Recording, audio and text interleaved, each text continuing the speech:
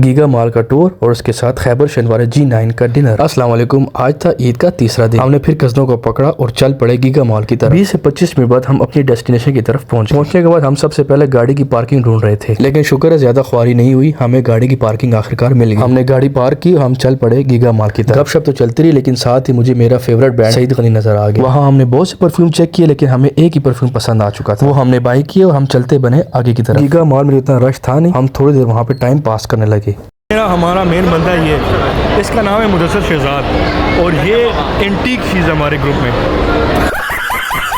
7th floor पे वहाँ पे गेमिंग जोन था और बॉलिंग, तो हमारे पास टाइम कम था इसलिए हम वहाँ पे कुछ खेल नहीं सके, बस जस्ट विजिट करके वापस। और जब हम फूड कोर्ट वाले फ्लोर पे पहुंचे तो वहाँ पे तो बहुत रश था। यहाँ पे रश की वजह से हमने डिसाइड किया कि हम कुछ बाहर जाकर खाया जाए। फिर हमने गीगा मॉल को अलविदा किया। फिर हमने खाने के लिए चंदा इकट्ठा किया और पहुंच गई खैबर शनिवार G9। यहाँ हमने अपनी मर्जी का ऑर्डर बनवाया, जिसमें दस्ती का गोश्त हमें बहुत ज्यादा पसंद था। अभी आप सोच रहे होंगे कि दस्ती का गोश्त कौन सी बला, तो मैं आपको बताता चलूँ कि दस्ती के गोश्त में सफाई भी कम होती है, मतलब की हड्डी भी कम निकलती है, इसमें से चर्बी और फालतू चीजें कम निकलती है, तो गोश्त ज्यादा होता है। फिर हम गए डाइनिंग हॉल की तरफ। इनका डाइनिंग हॉल बहुत ज्यादा मजे का था, जैसे कि पख्तून रवायत के मुताबिक हमें तो बहुत पसंद आया। तो ऑर्डर रेडी होने में तो काफी टाइम था, इसलिए हम आराम से लेट गए। जैसे ही रायता सर्व हुआ तो हम उसी पर ही शुरू। वेटर भी सोच रहा होगा पता नहीं कौन सी कौम आ चुकी है।